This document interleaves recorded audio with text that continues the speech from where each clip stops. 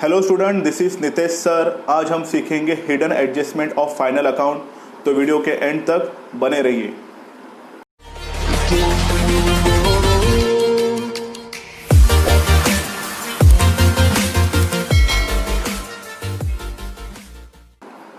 तो चलिए student start करते हैं कि हिडन एडजस्टमेंट होते क्या हैं।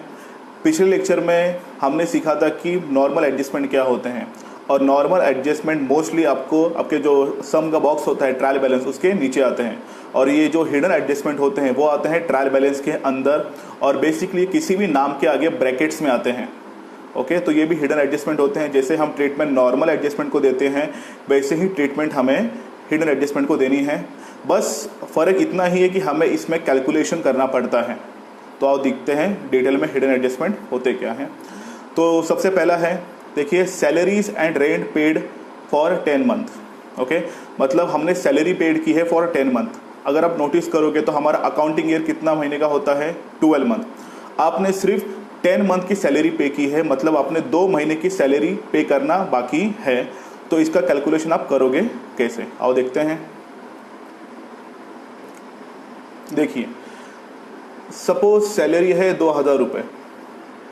ओके, और आपने कितने महीने की पे की है? 10 महीने की। कितना महीना पे करना बाकी है तो वो आपको लिखना है यहाँ। ओके, तो 2000 सैलरी थी, आपने कितने महीने की पे की है वो नीचे लिखना है 10, और कितने महीने की पे करना बाकी है वो है 2। याद रखिए ये 10 और ये नंबर मिलके आपका आना चाहिए 12। क्या आना चाहिए? 12। 12 मीन्स 1 साल। 12 महीने मीन्स आना चाहिए 1 साल आना चाहिए। आफ्टर दैट आपको करना है कैलकुलेशन। देखिए, ये 0 गया, ये 0 गया। ओके, फिर 200 मल्टीप्लाई बाय 2, कितना आएंगे answer? 400। Okay, means 400 rupees salary आपको एम्प्लॉय को देनी बाकी है। देखिए, आपने 10 मंथ की सैलरी पे की है, आपको 2 महीने की 400 रुपये सैलरी देनी बाकी है। तो आपके ऊपर क्या है? ये यस यू आर राइट, आपके लिए क्या है? लायबिलिटी। आओ देखते हैं डिटेल में। देखिए, तो उसका फर्स्ट इफेक्ट देखिए, at the amount of salary rent for 2 month. तो अभी हमारा अमाउंट कितना है? 400। तो आपको सैलरी में एज अ आउटस्टैंडिंग ऐड करना है 400 रुपीज़। और इसका सेकंड इफेक्ट है, show the separate the amount of salary rent 2 month as a liability side. Okay, तो 400 रुपये आपको सैलरी में ऐड करना है, और सेकंड इफेक्ट आपको एम्प्लॉय को पे करना बाकी है। तो आपके लिए क्या है? ये लायबिलिटी। जाते हैं नेक्स्ट एडजस्टमेंट की तरफ। क्या लिखा है देखिए, insurance premium paid for 1 year. हम लोग इंश्योरेंस प्रीमियम जो भी एक्सपेंसेस पे करते हैं हम लोग 1 साल के लिए पे करते हैं, पर आपने कब तक पे किया है? एंडिंग ऑन 30 जून 2019। 30 जून आपको डेट याद रखनी है। उसके बाद अकाउंटिंग ईयर एंड कहाँ होता है हमारा? 31 मार्च 2019। देखिए, हमारी बाउंड्री क्या है? 31 मार्च, और हम लोग कहाँ तक पे किया? हम लोगों ने जून तक। अगर आप नोटिस करोगे तो कितने महीने कैलकुलेशन होता है? हमें 31 मार्च नहीं लेना है, बिकॉज हमने मार्च पूरा यूज़ किया है। तो we have to take April, May and June. June क्यों फुल लेना है? क्योंकि 30 जून है। ओके, 30 जून तक मतलब हमने फुल जून भी यूज़ किया है। तो इट मीन्स अप्रैल, मई, जून। आपने 3 महीना एक्स्ट्रा का प्रीमियम भरा है, एक्स्ट्रा प्रीमियम आगे का भरा है, तो ये आपके लिए क्या है? प्रीपेड। ओके, तो इसका कैलकुलेशन कैसे करोगे आओ देखते हैं। सपोज इंश्योरेंस है 1000 रुपये का। ओके, मल्टीप्लाई बाय आपने कितने महीने का एक्स्ट्रा पे किया है? 3 महीने का। ओके, 3 महीने का एक्स्ट्रा पे किया है। तो 3 1 जा 3, 3 4 जा 12 आएंगे। देन 4 से हमें डिवाइड करना है इसको। 4 2 जा 8 बच जाएंगे 2। 4 5 जा 20। ओके, फिर से देखिए, 4 2 जा 8, 10 में से बचेंगे 2, और 2 के ऊपर 0, 20। तो आंसर हमारा कितना आया? 250 हमारा आंसर आया। तो अगर आप नोटिस करोगे ये 250 आपने एक्स्ट्रा पे किया है। तो प्रीपेड हम लोग क्या करते हैं? हमेशा लेस करते हैं एक्चुअल एक्सपेंसेस से। तो हमें क्या करना है? 250 रुपीज़ 1000 में से लेस करना है एज अ प्रीपेड। देखिए first effect, deduct the proportionate amount of insurance premium for 3 month from the insurance debit side of profit and loss account. क्योंकि इंश्योरेंस की पोस्टिंग कहाँ होती है? प्रॉफिट एंड लॉस अकाउंट के debit side. हमें वहाँ से 250 रुपया कम करना है। सेकेंड थिंग, प्रीपेड है तो हमने ऑलरेडी पेड करके रखा, ये हमारी इन्वेस्टमेंट है इंश्योरेंस प्रीमियम के लिए। तो हमारे लिए क्या है? असेट्स है। देखिए second effect, show the separately amount in the balance sheet asset side. I hope इतना क्लियर है आपसे। देखिए फर्स्ट करेंगे ओके, फर्स्ट करेंगे डिडक्ट और सेकंड है हमारा balance sheet asset side. I hope first और सेकंड एडजस्टमेंट क्लियर है। बढ़ते हैं आगे। नेक्स्ट देखिए क्या लिखा है adjustment number 4, rent receive for 11 month. हमने रेंट रिसीव किया है 11 मंथ और हम लोग जो भी एक्सपेंसेस हो, इनकम हो, रिकॉर्ड करते हैं सिर्फ 12 महीने का। तो सामने वाले ने आपको सिर्फ 11 महीने का रेंट दिया है, तो मतलब 1 महीने का रेंट देना बाकी है। तो सपोज रेंट है 11,000 डिवाइड में कितने महीने का दिया है 11, कितने महीने का देना बाकी है 1 महीने का। मैंने कहा था दोनों मिलके होने चाहिए 12 मंथ। तो 11 1 जा 11 और ये 30 एज यूजुअल ऊपर आ जाएंगे। तो कितना अमाउंट हो जाएगा 1000 रुपीज़ हो जाएगा। ओके, आपने देख लिया होगा। तो 1000 रुपीज़ आपका आना बाकी है। आप छोड़ोगे क्या उसको? नहीं छोड़ोगे। कभी ना कभी इन फ्यूचर में आप 1000 रुपये तो वसूल करोगे। तो इसका इफेक्ट देखते हैं। देखिए फर्स्ट इफेक्ट क्या लिखा है, at the proportionate amount rent for 1 month for rent receive credit side of profit and loss account. Credit side क्यों लिखा? बिकॉज आपके पास इनकम आने वाला है और आपके पास इनकम आने वाला है वो आपका खुद का इनकम है। तो आपके लिए क्या है वो असेट्स। देखिए second effect, show the same amount in the asset side of balance sheet. Okay, बढ़ते हैं अगले एडजस्टमेंट की तरफ। नंबर 5 क्या लिखा है, 10% loan. Okay, borrowed on 1 January accounting year and 31 March 2018। Okay, अब ये करना कहते हैं, सपोज लोन हमने दिया था किसी को। ओके, अभी लोन के ऊपर 10% हमें कैलकुलेट करना है एज अ इंटरेस्ट। तो अगर आप नोटिस करोगे जनवरी से हमने कैलकुलेशन करना है। तो जनवरी, फरवरी, मार्च, कितने महीने होते हैं 3 महीने।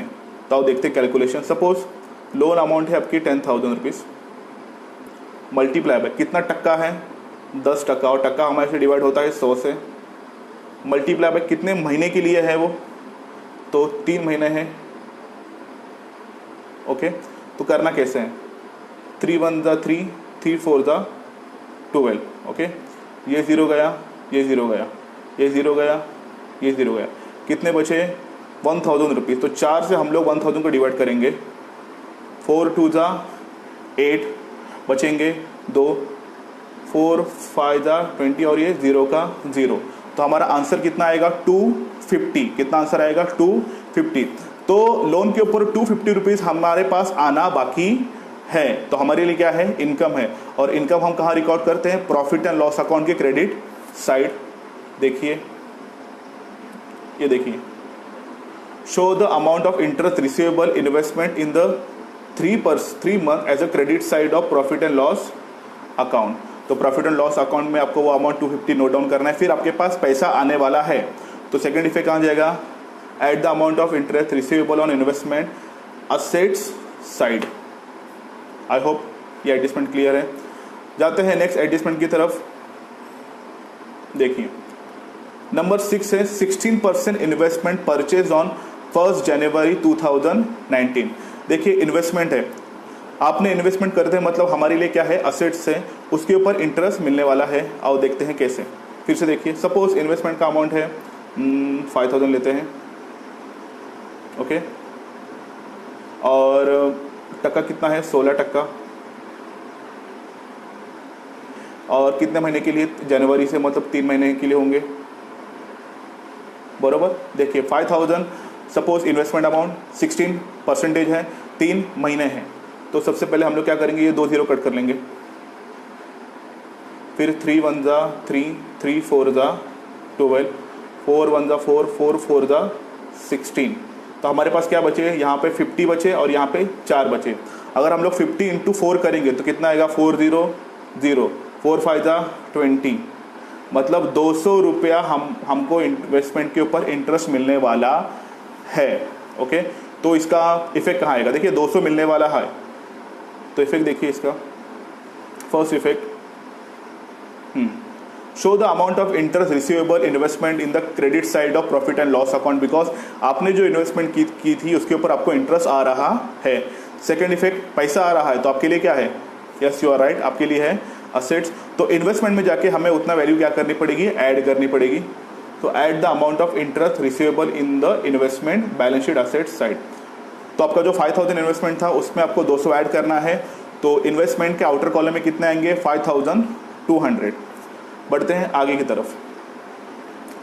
पॉइंट नंबर 7 है 7 नंबर 10% गवर्नमेंट बॉन्ड। अब ये कैसे करते हैं, याद रखिए गवर्नमेंट बॉन्ड मीन्स क्या होता है, ये आपकी सिक्योरिटी होती है, ये आपका असेट्स होता है, तो उसके ऊपर आपको इंटरेस्ट मिल रहा है। तो इसको कैलकुलेशन कैसे करते हैं, देखिए सपोज 5000 रुपीज़ का गवर्नमेंट बॉन्ड है, ओके, और कितना टक्का, 10%। टक्का हमेशा 100 पे निकलता है, ये 0 गया, ये 0 गया, ये 0 गया, ये 0 गया, कितना आंसर आया, 500 रुपीज़। तो गवर्नमेंट बॉन्ड के ऊपर आपको 500 रुपये मिलने वाले हैं, तो आपके लिए क्या है, इनकम। और इनकम कहाँ रिकॉर्ड करते हैं हम लोग, प्रॉफिट एंड लॉस अकाउंट के क्रेडिट साइड। आओ देख लेते हैं, ये देखिए, show the amount of interest receivable in the profit and loss account credit side. और आपके पास इंटरेस्ट आने वाला है, तो आपके लिए क्या है वो, यस यू आर राइट, आपके लिए क्या है, असेट्स। तो क्या करना है, आपको गवर्नमेंट बॉन्ड में जाना है और उतनी इंटरेस्ट की अमाउंट गवर्नमेंट बॉन्ड में ऐड करनी है। तो सपोज गवर्नमेंट बॉन्ड है 1000 रुपये का और उसके ऊपर कैलकुलेशन करके आया 200, तो गवर्नमेंट बॉन्ड के आउटर कॉलम में कितना अमाउंट आएगा, टोटल करके 1200। सिंपल। आई होप आपको ये एडजस्टमेंट क्लियर हो गए होंगे। तो इन्हीं सभी एडजस्टमेंट को कहते हैं हिडन एडजस्टमेंट। क्या कहते हैं, हिडन एडजस्टमेंट। अगर आपको ये हिडन एडजस्टमेंट में किसी भी प्रकार का डाउट आया होगा तो आप हमें कमेंट सेक्शन में पूछ सकते हो। अगर आपको हमारा ये वीडियो अच्छा लगा तो लाइक कीजिए, कमेंट कीजिए, अपने सभी दोस्तों के साथ शेयर कीजिए और हमारा चैनल ज़रूर सब्सक्राइब कीजिए। मिलते हैं नेक्स्ट वीडियो में, फ़िलहाल के लिए बाय।